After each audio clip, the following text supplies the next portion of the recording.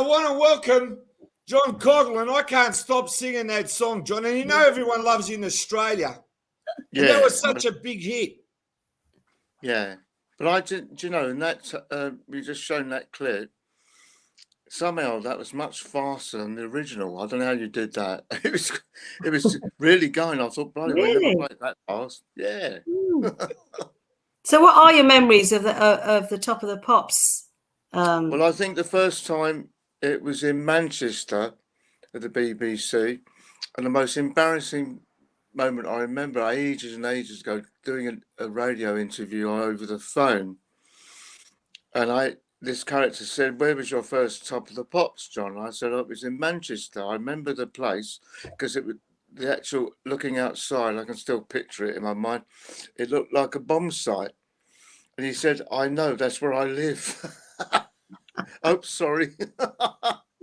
Yeah, it was all right. You know, it was, we did loads of Top of the Pops, but the trouble is you're there all day.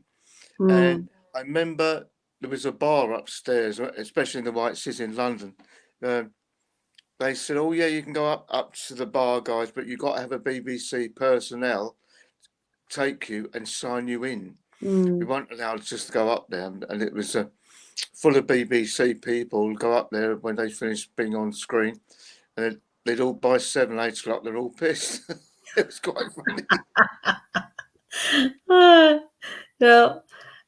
So John, going back though to those days, I mean, and the lineup and how you all got together, can you just, for those who don't really know how did you all get together? How did it all work with, you know, all four of you? How did you meet? I mean, was it a case of, you know? Yeah, I'll tell you what it was. When I was at school in Kingsdale Comprehensive in South London, there's a guy in my class, Steve Lainsworth. He said, "Johnny, you like aeroplanes, don't you?" I said, "Yeah, especially military." He said, "Why don't you join the ATC?" And I said, "What's the ATC?" "Air Training Corps." "Oh, okay, yeah." And so we cycled up there on our little cycles, and I met the CO, joined up. And also at the same time, I was teaching myself to play drums. And in the squadron, we formed a little band, just doing shadows instrumentals, really, no vocals. And two guys kept coming in saying, "Can we listen?" And they were playing in a band in the T8 at Territorial Army garage, because their dad was in the TA or something. Anyway, so they said, "Would you be interested in joining us?" And I said, "Yeah, okay." Because at that time they were at school, I was at school. We had no idea, and that was Francis Rossi and Alan Lancaster. So if I hadn't joined the Air Cadets, I'd been interested in aeroplanes, I wouldn't have met Francis and Alan. Then, of course, as time went on, we met Rick Parfitt in 1965 down in Butlins, Minehead, for a summer season. In those days, if you was an entertainer of any sort, you weren't allowed to stay on the camp. You had to go and find a B&B in Minehead, which we did. Mr. and Mrs. Fitzer, and they were from Glasgow in Scotland, and where my dad was from, and I couldn't understand a bloody word they said, but never mind. It was somewhere to stay. But it's all different now when we do the convention. Yeah, I was just going to say that on the 24th of September. Yeah. Are you going to that? Do you know what? I haven't got myself a ticket yet. I really hope it's not. It's probably all sold out now, but I will try. And because I love conventions, so I will try, John. I'll let you know. Yeah, what it is, I think we've said before, because I think people book for the weekend, and I think that's how it works, and you stay on site. The accommodation now is great for the bands. They allow us to stay now because we got much older. I think they probably, in the young days, because it was all like hidey-hide, they thought we were probably going to be a threat to women. Probably, I have no idea, which wasn't the case at all. It was so funny in those days, and but you know, it is good now. I just think what they should do is, like, if there's some fans want to come see us play on the Saturday night, whatever it is, they should a day ticket. And I think what the problem is that they probably did think about that, but they probably think they got friends down there, and that you'd bunk into their chalet with and not pay anything, you know. So maybe that's the case. But yeah, do try, Sabine. Let us I know. do. I've only ever been to Bognor Regis, and that was I was about 12 years old or something. My mum didn't like it, so we came home after 2 days. Anyway, as you say, much improved, and I think it's going to be a blast. And I will try and get the weekend pass. And yeah, sure. love to. Yeah. So, John, you know, with this tour now, you know, you've done all these dates. You've done the Half Moon Putney, as there were 2 dates there, and so after this tour now, so are you going to be doing like gigs now and again, or what's the plan? Well, what we're doing, because what happened with this final tour, you know, this thing that came out, and John's retiring and all this. Jilly went mad. My wife said, "John's not retiring. I'm not. I'm playing a jazz thing. Jazz Meets Pop in October with some other musicians. There's a guy called Paul Jeffries, double bass player, and because once a month in Burford, Oxfordshire." There's a Warwick Hall, and he puts on jazz once a month, and there's some really good players, and it really is good fun. And I said, you know what, Paul, I'd love to do that one day, sit in and play. And we decided to do something together. So I think it's going to be. Their idea was do all these instrumentals. So you may even get Caroline and Down Down in an instrumental version. I don't know. We'll soon find out. But what it was, I want to get the brushes out and, you know, do some jazz. That's what I miss. Yeah. Because I did actually start that in my younger days, very briefly. I mean, you know, it goes on and on. Yeah, well, it does stem from jazz. A lot of musicians say this, don't they? The jazz is like the fundamental basis for rock and roll and everything else. It all stems from there. Rhythm and blues, everything like that. Just like, you know, it's fantastic. So, are you advertising the dates for that yet, or is that for the jazz? I think that's going to be just in. I think at this stage probably Gloucestershire, Oxfordshire area, not travelling too far, because you know what really hit the music business in a massive way was that horrible thing we don't like to mention, that lockdown. Yeah. And we cancelled the JCQ. We cancelled 4 dates, 4 little tours of Holland. And my wife said, you know, I've booked, cancelled 4 to 5 times. You get to the point and you think, you know, if we did go abroad, then COVID arrived. We're stuck there for 10 days and you can't get home. You know, so it did actually knock a massive hole in the music business. So we'll see how things go. But I will be doing JCQ later on, hopefully in the year, if not next year. Brilliant. Yeah, John, I've got to ask you, with 2022 being the 50th anniversary of the formation of Status Quo, I've got to tell you how much impact you've had on Australia and how much Australia loves Status Quo, and the love hasn't stopped. How many times did you come to Australia, and what was it like when you came the first time? I think, well, I remember we have been a few times, and you know, I remember that very long plane journey. Do I need to drink another bottle of wine? Yes. You know, get over the journey quick as you can. But I remember playing Australia with, listen to this, Slade, Status Quo, Lindisfarne, and a band called Caravan. We got on the plane with all our road crew, and the most funniest thing was the whole tour.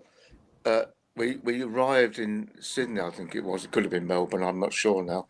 Anyway, the headlines on the papers are a lot of British musos have come over here.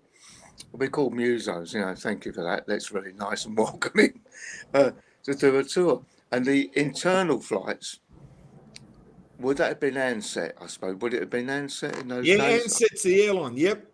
Yeah, and then what we were told, because there's all these English musos with all their road crew, there's bound to be some upheaval on the plane. And there were 4, I think, detectives sitting on each plane we flew in. And what was really funny, we got to spot them because they stood out like sore thumbs, you know, because they're not having police uniforms, but they were so smart, you know. And it's scorching hot weather in Australia, and they're still looking like detectives, and every time we got on the plane, we go, "Hello guys, how are you today? Any arrests?" No, they haven't arrested anybody. So the whole tour was like, yes, they didn't arrest anyone. It was so funny. But yeah, Randwick Race Course, we did that. I remember doing that. That was good fun. And Australia was great to play. And yeah, you're right, QUO fans, they loved the band. It was great. Now, with your tour, what you're currently doing now and these gigs and everything, the great thing is, you know, the music that you do lives on. And when you look back, how fantastic are the songs that you co-wrote? And I also want to ask you about that song, Living on an Island, because that was a bit different from the rock and roll. Tell me about that too.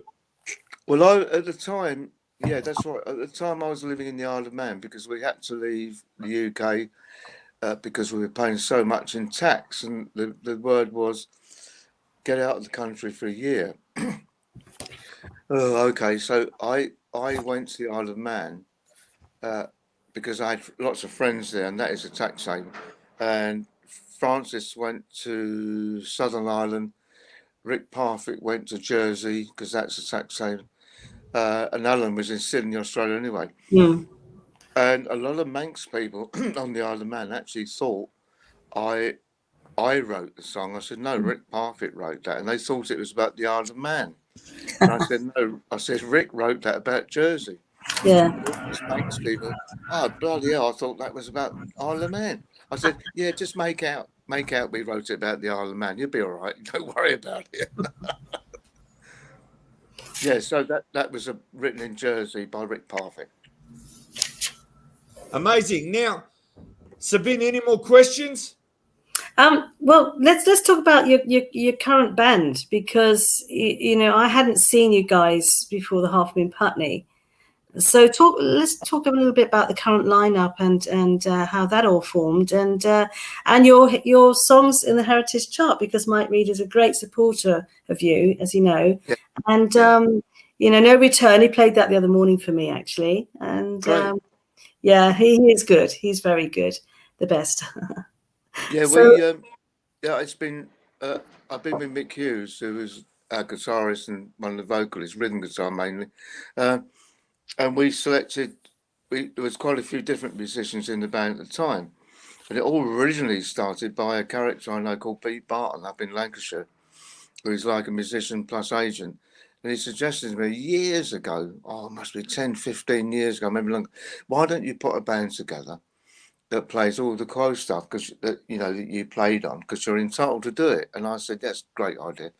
Anyway, so we did a few gigs all around. We ended up playing in Monaco, not when the Grand Prix was on, but we ended up playing there downstairs in the casino of all places, and we had quite a good following of posh people in Monaco. It was rather loud. And it was good. And yeah, we did. Then, of course, lineups change, as you know. So at the moment, it's Rick Chase on bass vocals. It's Pete Mace on guitar and vocals, and Mick Hughes on guitar and vocals. So it works very well. And we enjoy it. Next gig is Aldershot. No, it's not. Yeah. Next gig, No, Abington. Yeah. Abington. Is that Oxford? I don't know Abington. Is it Abington? Oxford? It's south of Oxford. It's probably about 10 miles away from Oxford. Yeah, well, it's all on the back of the T-shirt. You know, I've got it on. Look, you know, I've got the T-shirt on, and it's all on the back, isn't it? I've got Portsmouth, is it? And Aldershot. Yeah. Aldershot's in Hampshire. I know that because I used to live in Basingstoke in the 70s. So, well, we left London in 67 to go to my dad's job, basically. We were there till, well, I was there till 80, and then I moved back to the smoke. Yeah. So, so I know Aldershot. Yeah, great. I think it used to be, Aldershot used to be full of army. Yeah. It was is it still like that now? Army base, isn't it? Yeah. I think so. And then what about new songs and an album? You know, what have you got planned for next year? I know we're thinking on, but this is how it goes in the music biz. And when you're a very creative soul, and you're a musician, you know. Yeah. So you're always thinking about the next song, the next album, you know, touring it, of course, you know, but, you know, doing dates here and there. And so have you got a plan for 2023? Well, we have recorded some stuff. We did that at Pete Macy's house. It's amazing what we can do in house these days. But yeah, then all of a sudden the guys sort of ran out of ideas for writing songs, and all I did was I didn't write any stuff, of course, but I just played drums, but just as well, really, because I can't play anything else. Someone said to very me, well. yeah, they said, why do you play drums? I said, because that's the only bloody thing I can play. I can't play anything else. And the bongos. I love those bongos. Oh, congas. Congas. Yeah, sorry. Yeah, sorry. But they were massive. Like when I saw you playing at Half Moon. Yeah, cool. Yeah, John, I just got to ask you, with all these live events, especially Live Aid, I mean, how great was that in 1985? What's your memories of the biggest gigs that you ever played, and what's your favourite? Well, I didn't play on Live Aid because I left the band before that, so it wasn't me. I watched that at home. Yeah, it was okay. I mean, we've done some great gigs, a lot of festivals in our time. I was doing an interview the other day for radio over here, and you know, the person knew more about me than I did, and I had to say, look, you know, I think we've made 14 albums. We've done endless tours. If we weren't recording, we were touring. If we weren't touring, we were recording. And I had to say, you know, I said, look, you know, where we play, we've done Canada, Australia, New Zealand, Japan, Scandinavia, Australia. Reading, 1972. Yeah. I was there. Was you in Reading? The festival, I mean, yeah. I was chaperoned. I was only allowed to... I was very young. 12. Honestly. Yeah, but you still went to the bar for a drink. Lemonade. Well, yeah. I know. But I was there. John Peel, the DJ with John Peel was good for us at Reading Festival.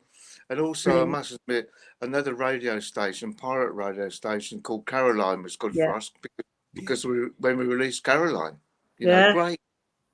I know, brilliant. I must just tell you a little story. Can I, if I may, can just interject here with a little story? Right, I want to show you something. Don't know if I've shown this to you. I've shown everybody. Everybody's seen this. Right, this is 1976, the year of the heat wave. It was a Basingstoke Carnival Queen. I was my student friends kept ribbing me about, oh, enter it. Well, when I did, I didn't win. I came runner-up, and Rick put his arm around me because, you know, to console me, and he said, "Don't worry, love. I'll put your name in a song sometime." I said, "Yeah, make me famous." But anyway, here's Rick and Bob Young. They were on the panel of judges. Just lift it up higher, Sabine. Lift it up higher. Can you see it? Oh, sorry. Can you see it now? Closer to you. Closer to you. Oh, closer to me. That's it. Yeah. Up a bit. Up a bit. That's it. Now move it across slowly right there so we can see it. Right. So Rick Parfitt and Bob Young, and they were judges on the panel. And I've recently reconnected with Bob because he's a Basingstoke boy and he'd written a book, and we kind of connected through this. He'd seen it. There you go. But Rick was so lovely. And so that's my little story about 1976. Yeah, he's missed. We miss Rick Parfitt and we miss Alan Lancaster because they we worked together since I've been, you know, I worked with Alan Lancaster from 1962 onwards, you know, so and 65 with Rick Parfitt, you know, so it's been a long time. We had some good memories. And what was good news is that we thank God we did the tour, the reunion tour when we did, because that was a 2-year thing, wasn't it? That was a 2-year 2013. Rick Parfitt wanted to carry on as we were, and Francis didn't want to do it. So Francis, allegedly, I was told this later on, that he said to Rick, "Why don't you and Alan and John go out Status Quo PLC?" Of course, Parfitt, Lancaster and Coghlan. And we'd have had to got someone else in, obviously, to replace Francis. But, of course, as you know, it didn't happen.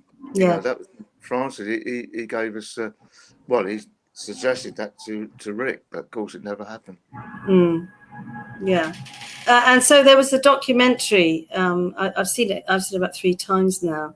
Well, what did you think about that documentary? Because because where you all turned up and there was Alan and like you all kind of like hugged it out and everything seemed fine and and they filmed all the all of you sort of getting back and playing together and like old times.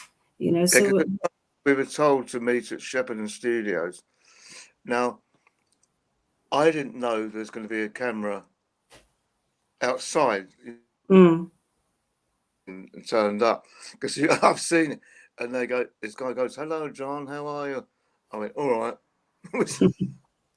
Typical me. And I didn't know, and of course, the only thing is I found about that place to rehearse is because it's a film set. It's for making movies, and it's all extremely. The walls are all padded. It's like a padded cell in a way, and the drums sounded to me really dead, like they got a gaffer tape all over their heads, So that was pretty hard, but it was great fun to do it again, because the difference from when we played in the band originally was me and Alan. We had to get used to those in-ears, the oh right, yeah, the monitoring system, which they're great actually. Once you get used to it, they work a treat.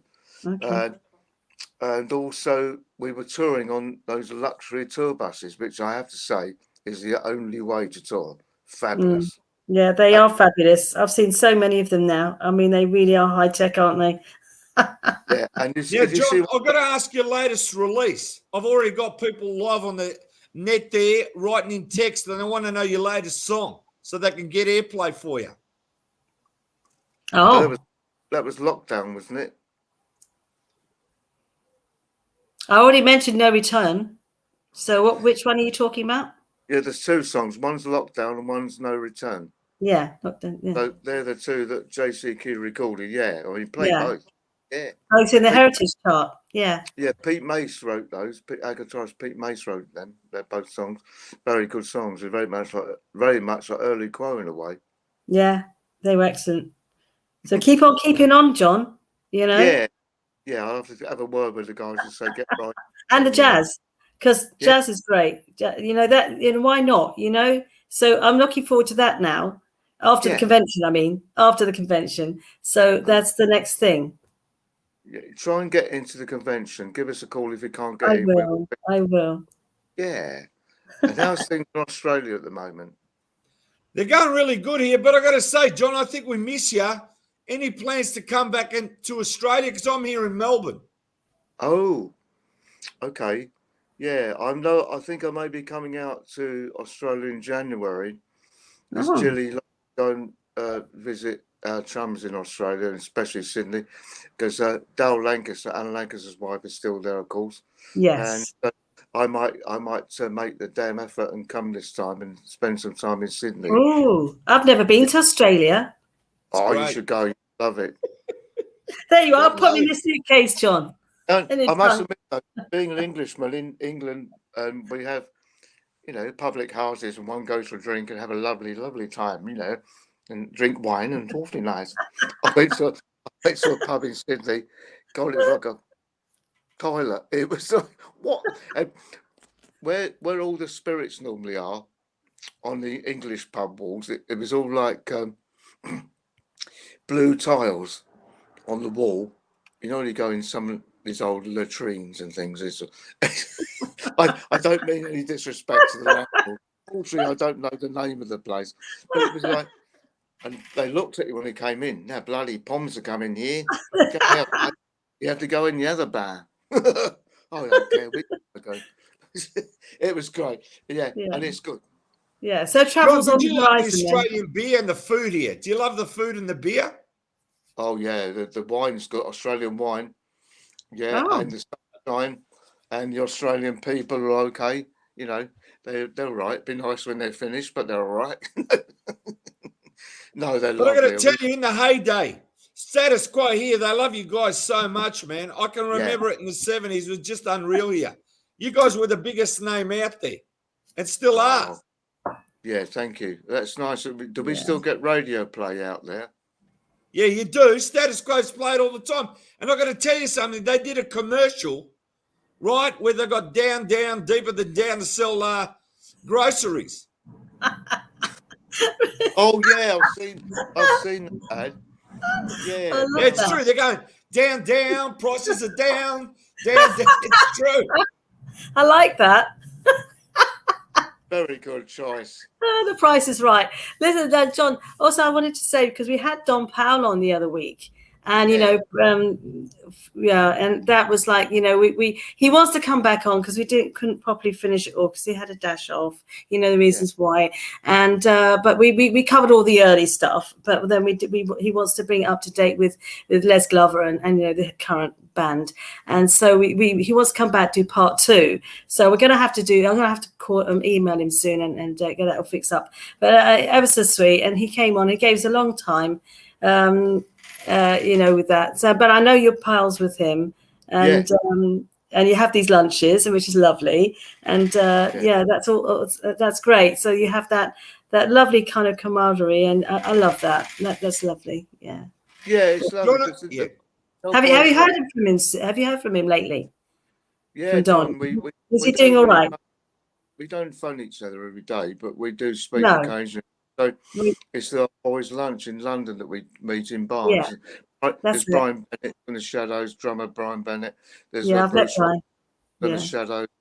And loads and loads of people that we know in the music business, and it's just really good fun.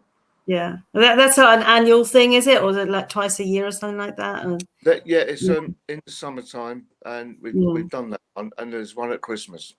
Oh, lovely. Yeah. No, I met Brian Bennett last year at a showbiz luncheon thing, and he was on my table, so I got talking to Brian, and fantastic. Yeah, John, I've got to ask you, did you come across any of the Beatles in your career? Have you got a Beatles story you can tell us? I met Ringo Starr once very briefly because Bob Young at the time was doing some management for him or something like that, and I met Ringo. In fact, I must say that I'm a lucky guy because all the drummers I've admired in my career as such, I've met them all and spent time. The biggest one ever was Buddy Rich from wow. Jazz, and I tell you how that started very briefly. Was I was with Premier Drums when I was with Status Quo, and Eddie Haynes used to say, he come to the gig in Manchester, I think it was. He said, or something like that. I think it was Manchester somewhere. He said, "John, you like Buddy Rich, don't you?" I said, "Yeah, I do." He said, "Would you like to meet him?" He said, "I can fix it. We're buddies." I said, "You're joking, really?" Yeah. And what happened, I think it was something like we were in Manchester. He was in Preston at the Guildhall, or it was the other way around, whatever it was. And I said, "Yeah," and he fixed it, Eddie. He said, "I'll do it for you. You can meet him." Anyway, so got a roadie to take me down to the venue, walked in the back door, straight upstairs, and I heard his roadie say, Buddy, your guest is here. And he must have, obviously, it was pretty obvious. This guy walked in, really long hair, probably hadn't had a shave, rock and roll drummer, "Oh, hi, John, come in." And I tell you what, honestly, Sabine, he was the most loveliest guy I've spent time with. I spent 2 hours with him. Really? There was a woman journalist, and there was a photographer. And I remember she said, "Well, Mr. Rich, you're the best drummer in the world. What do you think of this guy, this English rock drummer?"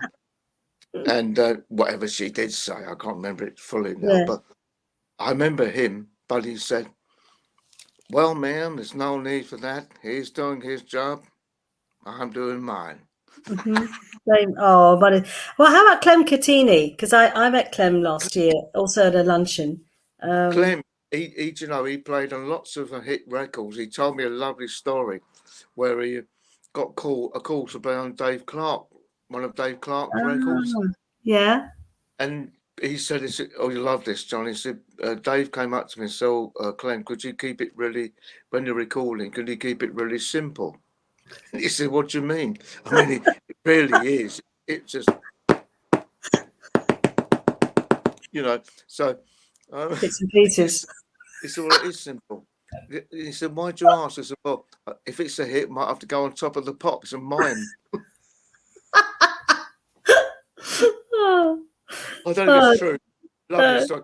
oh, he's so lovely. Yeah, I spoke to him the other day. He's really lovely. And Plastic has interviewed him. So haven't you, Plastic? Yeah. Yeah, he's really great because when I was speaking to him, I said, how many hits have you been on and what have you done? And we're trying to clarify. I hope there's a book out about every song that he played on because there's so many hit records he played on. He's unbelievable. Yeah. A massive CV, massive CV. I mean, who hasn't he drummed for, right? I think I think he played on, I think this is right, at Love Affairs.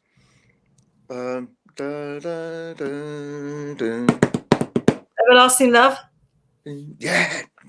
Yeah. I think he played on that because the drumming on that's excellent. Yeah. Telstar? Yeah. Did he play on Telstar? Wow. Was it Telstar? Yeah, Plastic? I think he did. Yeah. Wow. Anyway, he's so lovely. He's so lovely. And I remember he said to me, he's got a lovely drum collection at home, as all drummers have. He said, my wife said, now you're retired, Clem, you're going to sell everything. Why? Why should I sell all my drums? No, I'm going to keep them. And I've still got my original 1960 something Ludwig Super Classic. I've still got that. And it's the same colour that Ringo's. Yeah. Really? I was going to ask you that. Wow. Oyster Pole, I think they call it. Oh, yes. Yeah. Oh, wow. I won't sell Can I say he also played with, who was it? Billy, what's his name? The Pirate. What was that band again? The Pirate one in the early 60s. What, me? No. No. The session drummer. Oh, Clem. What, Billy? Clem. Not Billy. Johnny Pirate. Johnny. Yeah, that's it. Johnny he was Pirate, in that band. Johnny Pirate. That's right. He was telling me pirate stuff. Yeah, just good, Clem. I don't know. All these drummers, huh? Hey, they did Shaking All Over. That was the big hit there. Shaking All Over. Can't get bigger than that. Yeah. That's right. Yeah, that's right. Shaking All Over. And he played on that. Yeah. That was Johnny Kidd and the Pirates. Johnny Kidd and Pirates. That's the one. I can't remember because I'm not into pirate stuff. But they're gold. You know, they're great. Oh, there's a thing. John, have you ever taken part in a drumathon? This is just off the cuff. I just thought, I just thought, have you ever, done a charity thing where you've, with other drummers, like done like a drumathon? I did something with Pete York from Spencer Davis years ago. It was like those where two drummers talk about their life and drumming. Right. And we did a drum solo together. I think that may have been for Premier Drums. I can't remember, but I remember doing it with Pete York. He was Spencer Davis's drummer. And, good guy, good player. And I think he's now living in Germany, or he got married in Germany or something like that. So I haven't seen him or heard from him since, but good player. Yeah. I've got to ask you, John, about your kits. Even though we're talking about it, we've got a lot of drummers here, and I want to ask you, did you try out Ludwig at all? Ringo's brand? And what brand do you associate yourself with over your career? Well, I used I still got a Ludwig Super Classic, which I bought in Drum City in London in 60 something. And that cost a few bob, but I kept that one, and it's a lovely, lovely kit. And I used that on a lot of early QUO records, on top of the pops and all that. And then I moved on. Premier came forward and gave me a deal, and so I stayed with Premier for many years. We got a deal. Me and Russ Chad, we got a deal for Natal drums and percussion. That's where, Sabine, you saw me play the congas. The congas, Good congas, and also the drum kit was Natal also, smashing kit, and they just gave that to me and Russ. Wow. Yeah, to play at our JCQ. What respect there, huh? But Brilliant. I've had loads of. Do you know what I used to own? I bought it, I had to buy it. It was Louis Belson's double bass drum kit.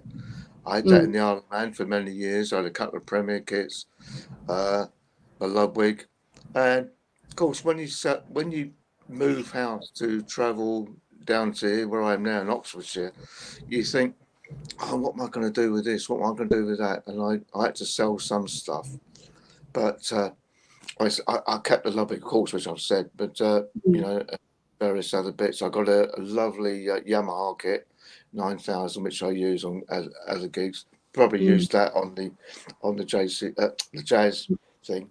Right. So, you know, there's so many drum kits about now, but do you know, I do believe that some of the drum kits are now made in China, and they're made on machinery.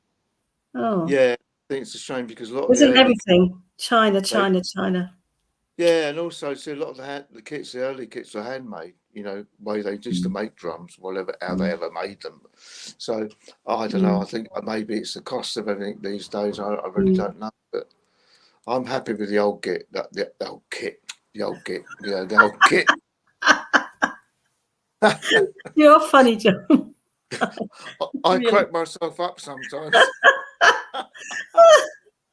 Oh, brilliant. Thanks ever so much for your time, John. Really appreciate this. And anytime you would come on again just and tell us about what you're doing, your next projects, your next tour, and whatever you're doing next year, come back on, you know. And I'd love to. Tomorrow, I've you don't know this, but I'm a volunteer at the Cotswold Wildlife Park and Gardens. I have seen something about that. Yeah. Yeah, and I was walking. What I do, I look after the museum there, right, on a Wednesday. I was walking past the emus one day to go to the office to get the keys to open up, and I saw an emu looking at me like this, you know, he was like that. They're so funny. You'll love this, Plastic. I went up to him and I said, "Hello." Oh, he looked at me like that, like they do, you know. Yeah. I went, "Hello, Dave. How are you?" You called him Dave? Yeah, I call everybody Dave. Oh, I love it. Oh, I love it. That's a great story. Now, John, I've got to ask you about Charlie Watts, right? Because he was in the jazz like yourself. Were you good friends with Charlie? Can you tell us a bit about Charlie and a few stories? Well, I'll tell you one story which was absolutely true. Simon Phillips, the drummer, was a friend of mine, and Simon used to live in Suffolk years ago. And I phoned Simon up, and I said, "Guess what?" I said, "Charlie Watts Orchestra is playing in London." I can't remember where it was now, but he said, "I know Charlie really well." I said, so he came down with his lady. Me and Jelly met him in town. We went to see. Anyway, we go into the gig, sit down, look at the stage. All we saw on stage was 3 drum kits. No back line, no keyboards, no trumpet, sax, whatever. Oh, okay. So they all walked on, 3 guys, and started playing with the brushes. Then it got really dramatic. Then it here we go. Let's can see who can play the fastest.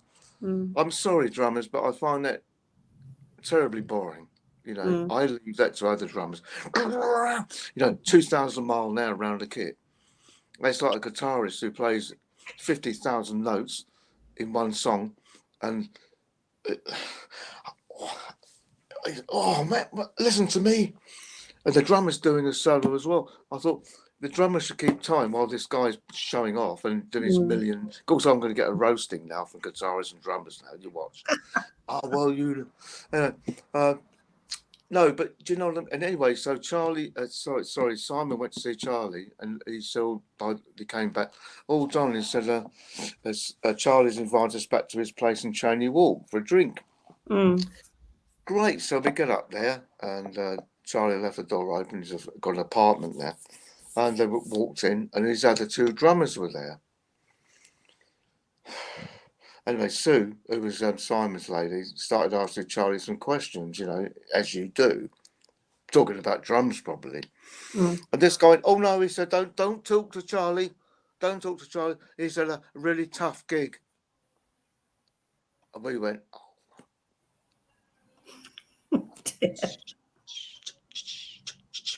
boom. You know it works. Then he got nasty, and Charlie's going, "Oh, I'm sorry, guys, I'm sorry." And this guy must have been on something, you know. And Sue went, "That's it. We're going, I can't stand this ignorant." So there was such a shame because Charlie was lovely. He said, "John, can I have your number? I'll give you a call." And we did meet later on somewhere else.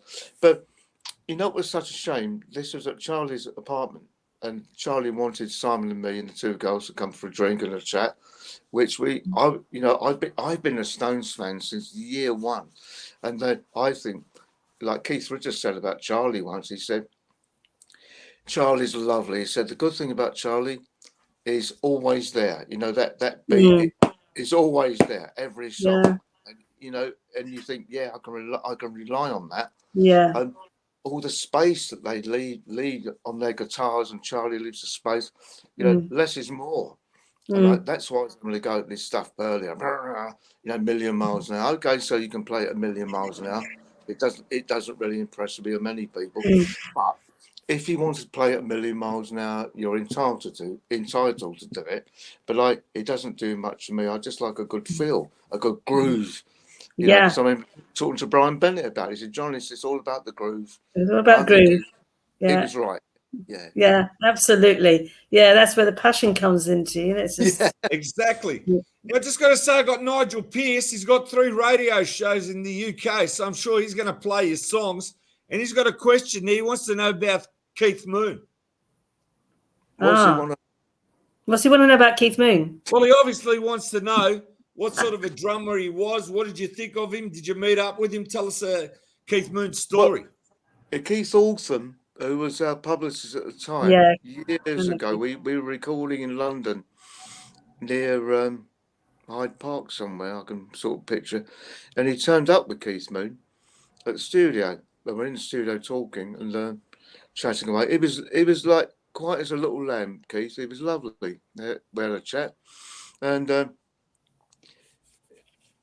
it was so nice. And Keith said, oh, Johnny said, have you got any Wonga? Now, joint smoking cannabis, right? And I remember trying it once, and I thought, because I've always been a beer drinker, like Real Al, ALE, not Dave or Al, Real Al, Al, Real Al. Drugs never did it for me, really. I don't know. And Francis had a little bit of go. He said, Spud, go and tell Keith Moon to get his fucking own. I thought that was rather nasty. Of course you can. Here, Keith, be a guest.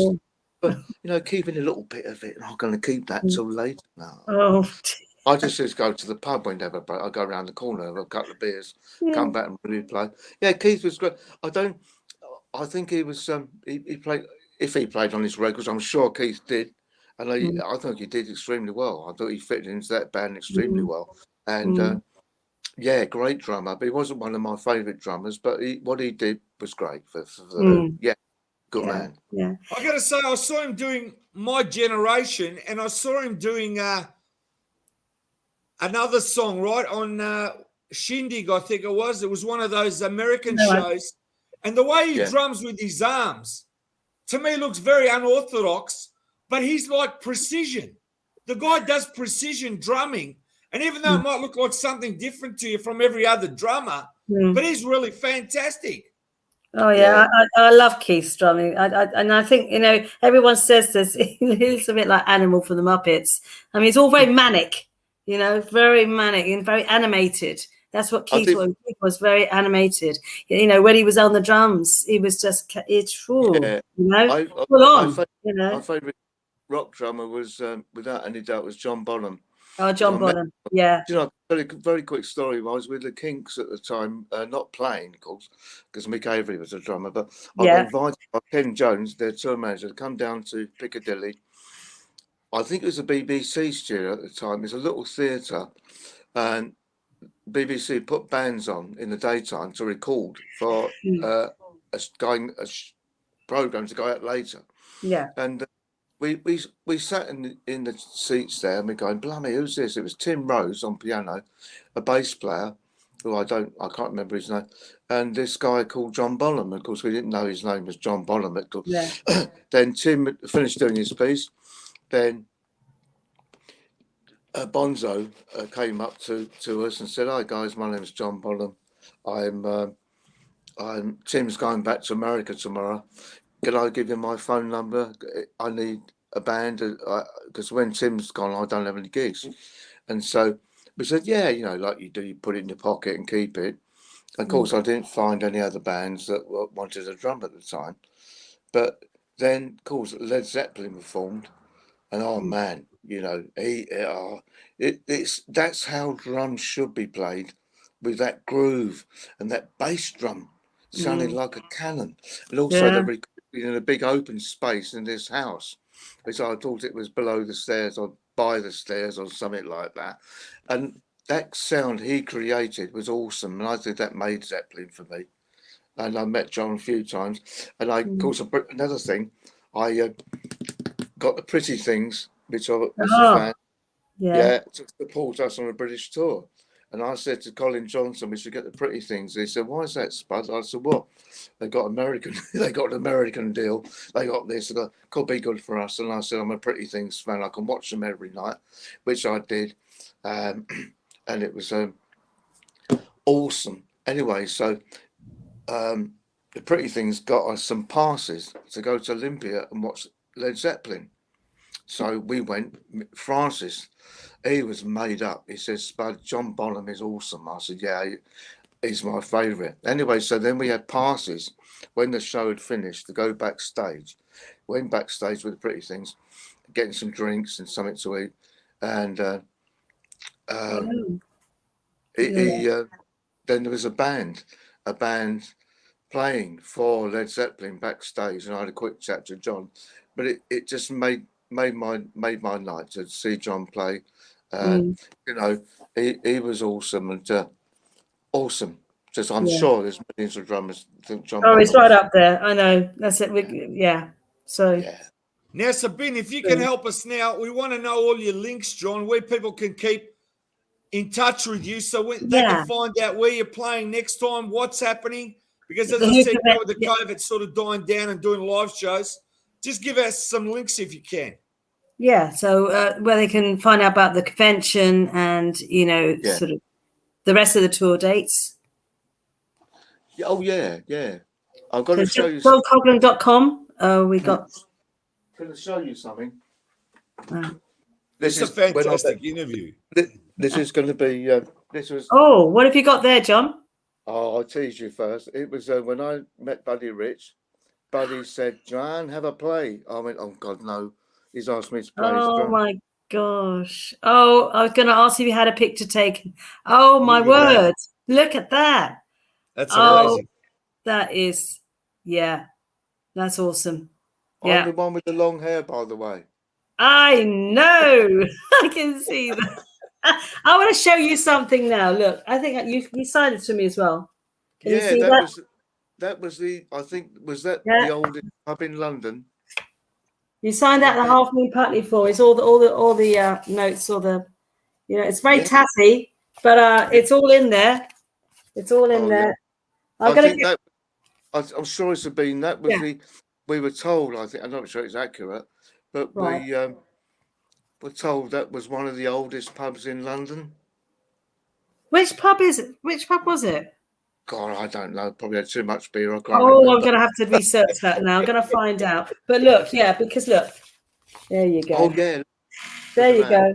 Can you see it all, yeah? But something's wrong there.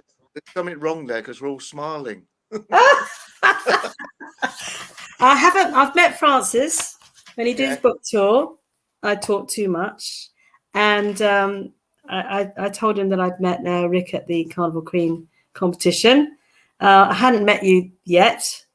I never met Alan, sadly. But hey, you're here. That's it. Read that there. Nigel says, love Pile Driver and Dog of Two Heads. Great albums. You know what it is? John, I just want to say you're a rock and roll legend, right? And Status Quo lives on forever. And it's just, I know what it was like in the 70s here in Australia. And Status Quo, I had relatives that were playing that song 24/7 in their house. Yeah. It's like unbelievable down here. They all loved you here. They all embraced Status Quo. It was their life. Seriously. Australians here in the 70s. Yeah, right on. Yeah, I'm hoping to come out to Australia in January, you know, with Julie, my wife, and we'll come out and visit Dale Lancaster, and we've got lots of chums out there in Australia. So, and I'd like to have a look round, and I may even go for that walk over the coat hanger. which is the bridge. Oh, I don't know. I'm not brave. I don't know. I don't know Australia. You know that if I, well, hopefully I will go. I haven't been abroad for about 5 years now, so I'm due. The way to go, Sabine, is what me and Julie did once. We go, because it is a long way, is go to Singapore for a couple of nights, stay in a nice hotel. And I tell you what, Singapore, you know, is, I can't believe how clean and tidy it was. And you never, ever see graffiti or even a bit of paper. Rubbish or anything, no. They're very strict laws out there, yeah? They're just very strict. Yeah. And they're respectful. They sound very respectful. That's the way that they live. Well, we toured Japan once with QUO, twice with 2 tours, and it was really odd. They all sit down in theatre seats, behaving themselves, and we walked on, play. And every time, you know, you're playing a song, da la la, ba, boom, finish. They go. I know. I see this footage. You know, I was going to actually ask you, John. So, you know, in terms of audiences globally, like where I know you can't really sort of say one's better than the other, but I mean, in terms of how they respond, as you just say, some are just sit there and then they're very polite and then they clap, and others are all out like, yeah, you know. So where have been, you know, which country can you tell us that have been like completely full on, you know, like I think the concerts in Australia and also England, of course, without doubt. Yeah, of course. I knew you were going to say that. Yeah, and also we played, a great memory of mine was playing in the Whiskey, called the Whiskey A Go-Go in LA. Yeah. And all these girls come and say, you know, honey, we don't like where you're staying. When you come and stay with me, I got a bigger house. There's so many rock and roll stories. Yeah, there's a lady I know very well from there who's worked at a record company. She said, Johnny, I don't like where they put you in this motel. You're staying with me, honey. Oh. Go on then. John, can I ask you, do you want to write a book? Have you got any intention of writing a book about all your memories? Yeah, your memoirs. Yeah, what about the memoirs? Well, I did write a book years ago with Stephen Meyer. And I must say, Sabine and Plastic, it was the most difficult thing I've ever done in my life. It was bloody awful because trying to remember all those things that, you know, Stephen would come up with a question and I had absolutely no memory or no idea. Right, but, yeah. You know, it is difficult. Maybe me and Julie should write. I know she wants to write something about her past, which I'm not sure. Yeah. Well. Well, yeah, I know, but the thing is, if you've had a very eventful life, like, I mean, since I've worked in the media, and you know, even like the 1974 when I met Ray and Dave Davis with my dad at a football match, and then coming to London and just getting into the, you know, and then it just snowballed for me, and I you know, it's been what a great life. I mean, it's had its highs and lows, obviously, but you know, I have got so much that I want to document for my daughters. They need to know what mum's done before she became mum. And it's, you know, just all the rock and roll stories and just everything about my childhood. I want to write it all down because my parents never wanted to, because, you know, well, they didn't, that generation. They didn't want to write anything down because, you know, war memories and stuff. But we can, and we ought to, because we ought to do it for our future generations, you know. Well, I must say a quick story. We was flying somewhere around the world, I don't know. And this air hostess came out to me and she said, excuse me, Mr. Coghlan. She said, I'm a bit concerned about your friend. I said, which one? I didn't know I had any friends at that time. She said, the blonde one. I said, oh, that'd be Rick Parfitt. He said, look over there. So I looked round and he's sitting across the aisle by the window, and I was with Alan over. And you know, when you're flying a long time, you get bored. Another drink. Fall asleep, then wake up, another drink. And what he'd done, he just got a packet of cigarettes out. And he put 2 up this nostril, 2 up that nostril, about 5 out of his ear, and about 10 in his hair, and just sat there like that. Right. And I looked over, and she said, Scott, is he all right? You know, a bit concerned. I said, oh, yeah. I said, don't worry, he does it all the time. I said, what you've got to worry about is when he lights them all. I love it. He just said, dear. he's polite to me. So I said, no, I'm just winding you up. And by the way, I'll have another glass of wine, please. Just great days. I mean, there was so many funny days, you know. I mean, it was days with John Coghlan, our driver, who's from Liverpool, a big Liverpoolian guy. He was our roadie. He'd get tired, and Francis would drive, or I'd drive, or Rick would drive, or Alan would drive. And they were just funny days, you know, hilarious. Yeah. Especially on the reunion tour, there was four tour buses, 2 for the road crew and 2 for the band. On our bus was Alan Lancaster, me, Bob Young, and our wives. And then when we stopped going overnight for fuel, say going to another concert the next day, the door would open and Rick Parfitt would get on and come in with some wine and a ukulele or something. And I said, where's Francis? Did he come in as well, Rick? He said, Rossi, miserable bastard's gone to bed. I said, you're kidding. I've heard that one. We just come back, you know. It's how rock and roll is that? It takes you 3 hours to wind down to go bloody. Anyway, so we sit there singing Old Lang Syne and you know, all these little silly songs, and we had a wonderful time. I mean, it was just really good fun. But Rick, we miss Rick dearly. You know? Oh yeah. Hey John, can I ask, have you ever had anything knocked off on tours? Somebody stolen your drums or anything like that during your career? No, not that I'm aware of. No, I don't know. I think I did lose a snare drum donkish years ago. I don't know. Excuse me, where it was from. I have no idea where we were at the time. But I since bought a snare drum in Stockholm when I was out there playing with my band. And I went to a drum shop and he had more Ludwig drum kits than I can think of. And I bought one and he said, oh, no, come this way, John, come this way. And he said, that's one new one. He got it off the shelf and bought it. And I got it now and it's awesome. But that replaced my Ludwig. I think it got stolen. But I think these days, I think you have to make sure that your stuff is not left on its own or left in the van overnight. I don't know. I mean, at the moment, you know, I haven't heard of any gear being nicked, but you know, it's about you know, some drummers, they throw their drumsticks into the crowd. I mean, I had a pair of drumsticks thrown my way at the Cavern in Rains Park a few weeks ago. So I've got them. You know, cool. I've got some drumsticks now. You know, I've got to take out the drums. I thought you were going to say you threw them back. No way, Jose. Yeah.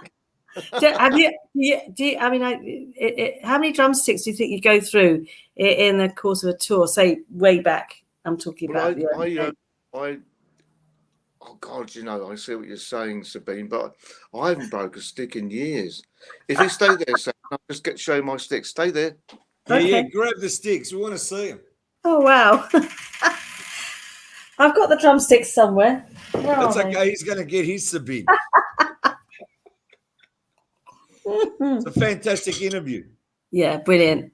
Absolutely brilliant. Such a rock and roll legend, you know, giving us a rock and roll story. Yeah. It's unbelievable. Oh, there we go. Now, what's so special about these ones, John? They're Vic Firth. Oh, okay. Right, and that's American. Oh, American Classic. American Classic 55A. Wow. They go along like that, look, and it's my signature. And there's your signature, and there's takes. Oh, fantastic! Oh, that's fantastic, and they don't break, do they, John? They don't break. These, no, indestructible. No, these are good. These are good sticks, and they're just they're just the right weight. They're great sticks. I love these, but Big Firth America. I think the American company put my signature and give me extra sticks when I need them. But really, honestly, the only things that go is probably, as drummers will know, the tips sometimes a bit breaks, so it can make a cymbal sound quite dead. Right. Okay. And what sort of wood are they made from, John? Does it vary, the wood that they use to make the drumsticks? Do you know that? Yeah, I probably get this wrong. Someone have a go at me on the website now, but I think they're hickory. I think that's what I believe. I don't know. Okay. Yeah, that's strong wood. I've always wondered that, because they have to be pretty strong. Yeah, but you know what, Sabine? You don't want someone throwing hickory at your head out to the audience and it bounces off your head. Oh, God. That's brilliant. And you wouldn't want a drumstick in the eye either. No. So do you have a studio in your house, John? Do you have an actual studio or a music room, or where do you go to not practice, but just to have a good, I haven't played for ages, and just me on a drum kit on my own. I mean, what I do, it just comes naturally. I mean, a lot of drummers practice 8 hours a day, and I've never done that. Well, basically with QUO, we were playing every night, and it just I've learned in all my years just sit there and relax, let the wrist do it. Just the wrist really. Yeah. So what I'm saying is that, yeah. Do you have a room where you have your drum kits and your congas and all that sort of thing? If it, got it all separate. When we lived in the Isle of Man, we had a bigger house and I had a music room, and I had about 4 or 5 drum kits. And I used to go it when I felt like it, but somehow I was talking to another drummer some time ago. I can't remember who he was, unfortunately, but he was a very good player, and he said, do you practice? He said, I'm for hours, John. I said, no. I said, I just don't. There's something very odd about playing drums on your own, doing drum solos. Oh, okay. Unless you want to do drum solos, which I don't. Okay. And he said, yeah, it's boring. He said, but when you're playing with a band, playing with musicians, it's a great feeling, and that's what makes it work, for me anyway. He was a good drummer in QUO, was Francis. Francis. Oh. Well. Really? Yeah. It was a song we recorded. Oh, what was it? Oh, What You're Proposing. Oh, okay. I'm going to go and listen to that later. And he played drums when he was writing that. I think he wrote that song. Going to be a QUO fan getting on now. So, oh no, it was someone. You know what it's like. What you're proposing? Hang on. And what he did on the demo, he played on the demo. He played me the demo, and I copied what he did, basically within reason. Yeah. So that's it. Hello, what's she got here? Look out. I love this. Oh. This is a double vinyl. I love my vinyl. I'm very old fashioned. I love vinyl. Mean Girl. There's just so many here. I love all of them.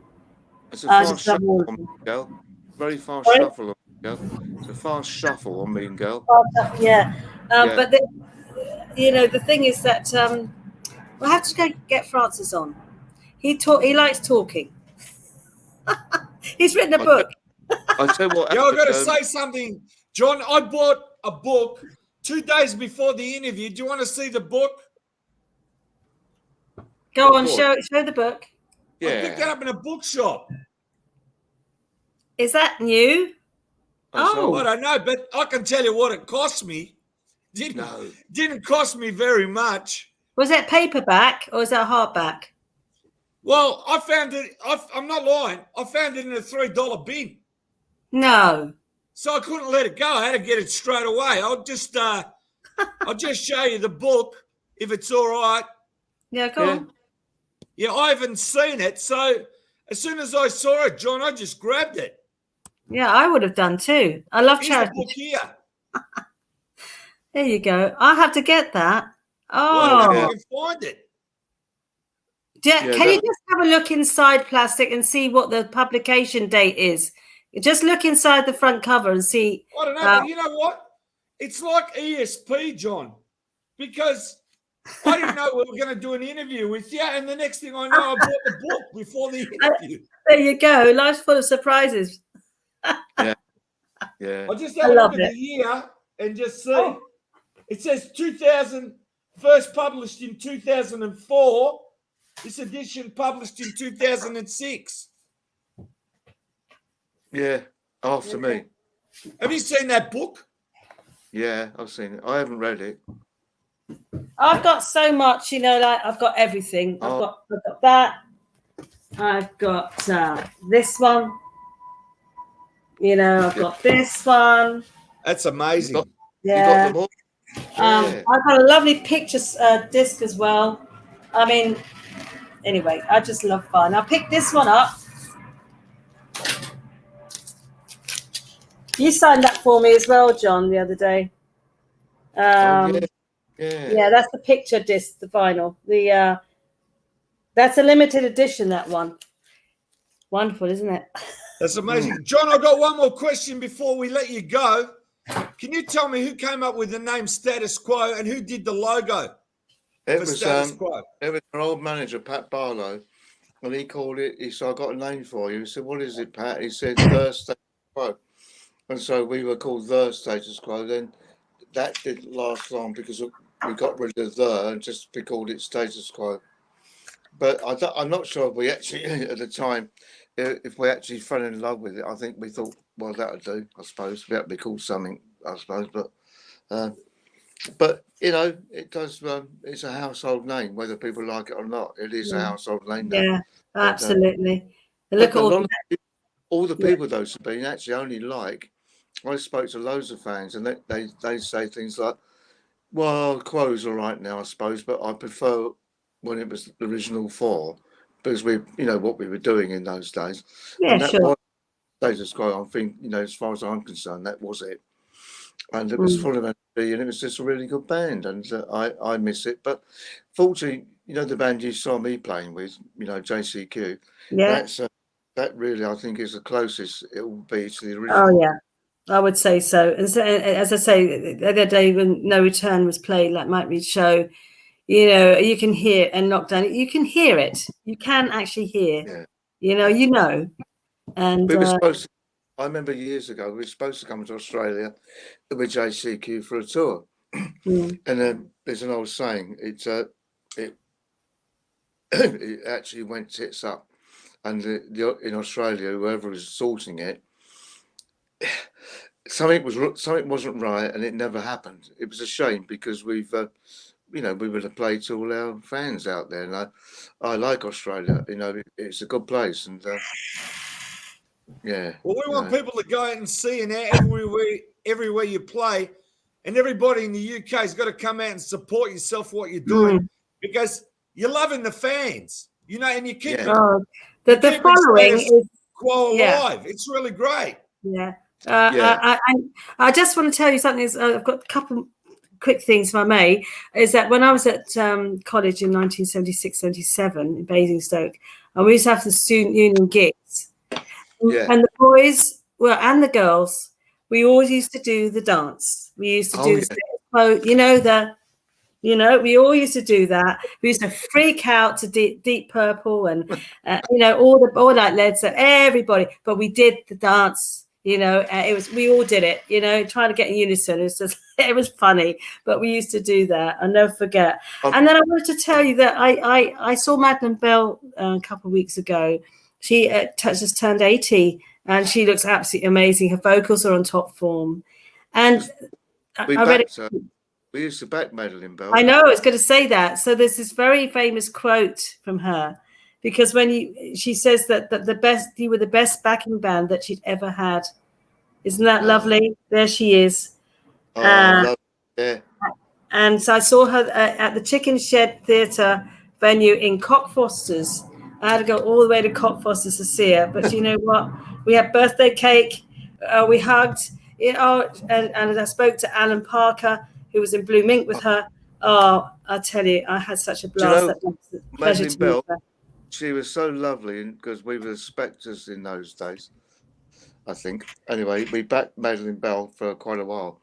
And I remember there was a gig where, I don't know where it was, but the person running the concert didn't want to pay us. Oh.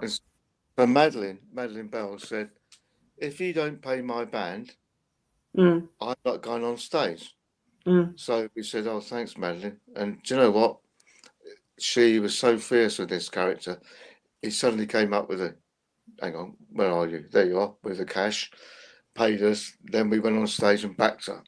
But she was lovely. She was a lovely person to work with, and Yeah, that's gone back a long time. She's so respected, so loved. You can tell, you know. But I just wanted to tell you that, you know, because of course there's Scorpions, and then you had quite a few band names, didn't you? Changes, and then the Spectres did the same, and then it got to Status Quo. But remember one time when we changed the image from that terrible sort of frilly shirt pop star thing, which we, you know, we like, but that was the thing, wasn't it? That was a 60s kind of thing as well, wasn't it? The frilly shirt thing.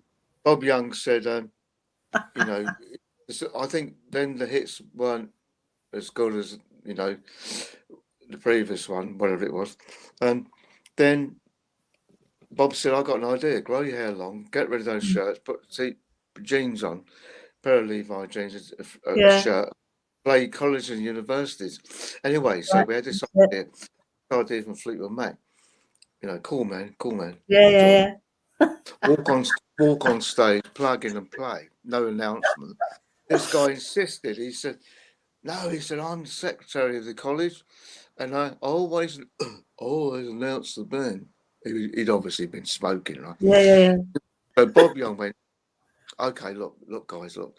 Let him do his thing. Let him walk on, announce us. We'll just walk on and play."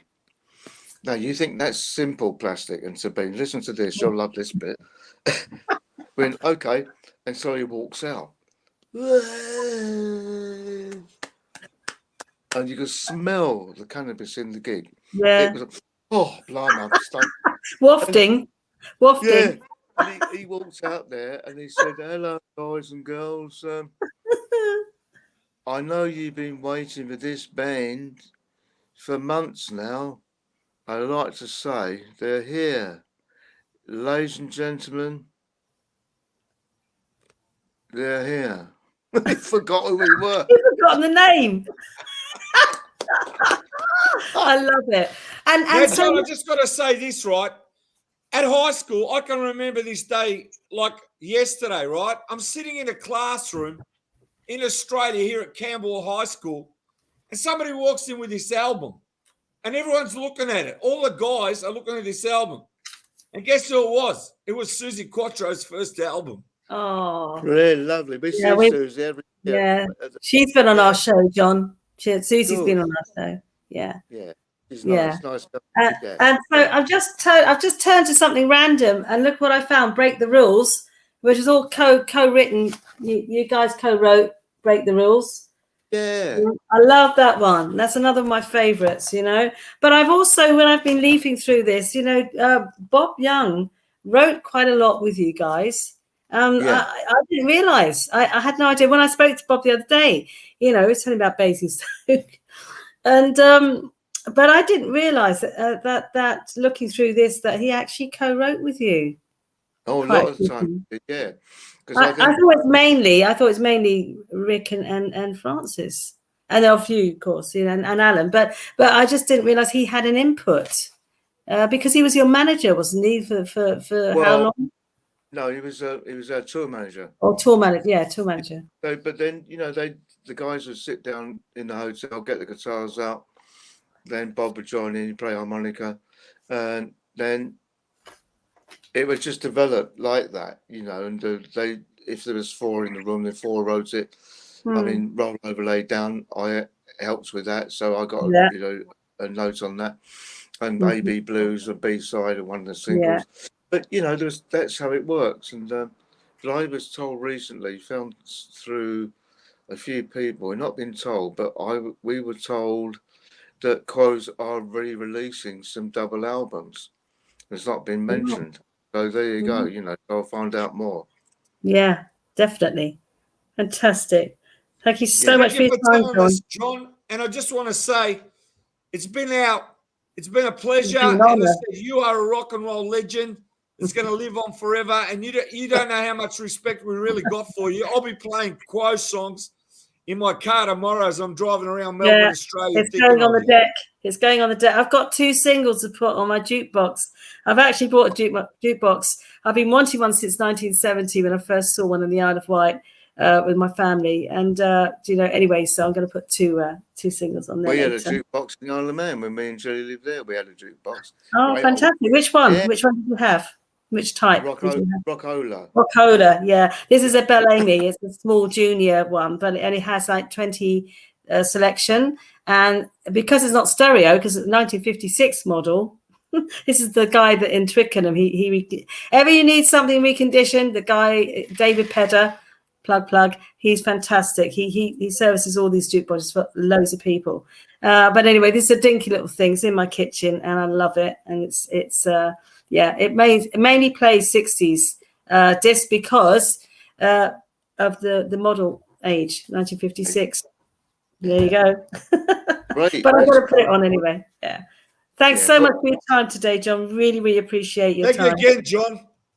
Thanks, Plastic. I'll let you know when I can go, when I've got my ticket for the convention, and I'll let Ginny know. And everybody go out there, go on the page, sign up, buy the album, buy the single, everything. Just go to John's page, www.johncoghlan.com, I believe. Thank you, John. We're going.